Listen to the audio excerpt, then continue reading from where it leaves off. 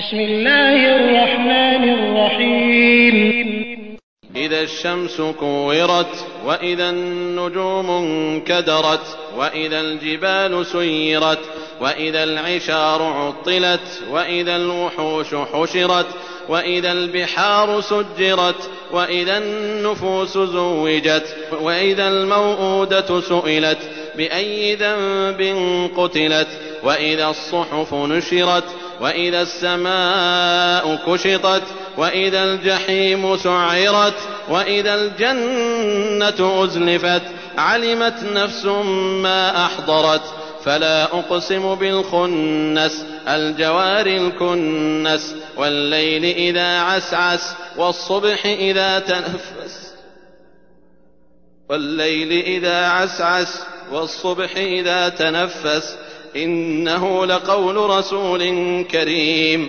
ذي قوة عند ذي العرش مكين مطاع ثم أمين وما صاحبكم بمجنون ولقد رآه بالأفق المبين وما هو على الغيب بضنين وما هو بقول شيطان رجيم فأين تذهبون وما هو بقول شيطان رجيم فأين تذهبون إن هو إلا ذكر للعالمين لمن شاء منكم أن يستقيم وما تشاءون إلا أن يشاء الله رب العالمين.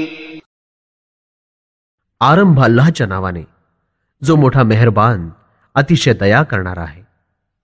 जेव्हा सूर्याला लपेटून घेतलं जाईल आणि जेव्हा तारे निस्तेज होऊन गळून पडतील आणि जेव्हा पर्वत चालवले जातील आणि 10 महिन्याच्या गर्भार उंटणी मोकळ्या सोडल्या जातील आणि जेव्हा हिंसक जंगली जनावरं एकत्र होतील आणि जेव्हा समुद्रात आग लावली जाईल आणि जेव्हा शरीर आणि आत्मा यांना पुन्हा जोडलं जाईल, जेव्हा जिवंत गाडलेल्या मुलीला विचारलं जाईल की तिला कोणत्या अपराधामुळे ठार मारलं गेलं आणि जेव्हा कर्मपत्रांची दप्तरं उघडली जातील आणि जेव्हा आकाशाची खाल खेचली जाईल, जहन्नमची आग भडकवली जाईल आणि जन्नत जवळ आणली जाईल, तेव्हा प्रत्येक जीवाला माहिती पडेल की तो सोबत काय घेऊन आला आहे.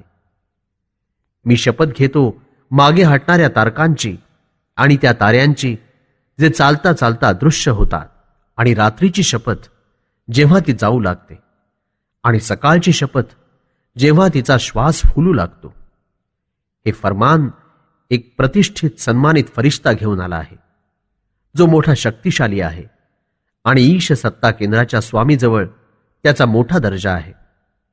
तिथे तो फरिश्त्यांचा सरदार आहे, अनामतदार, विश्वासपात्र आहे.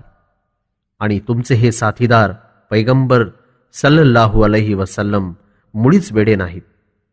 निस्संशय त्यांनी या फरिश्त्याला आकाशाच्या किनाऱ्यावर स्पष्ट पाहिलं आहे आणि त्या अदृश्य गोष्टी सांगण्याबाबत कंजूस नाहीत.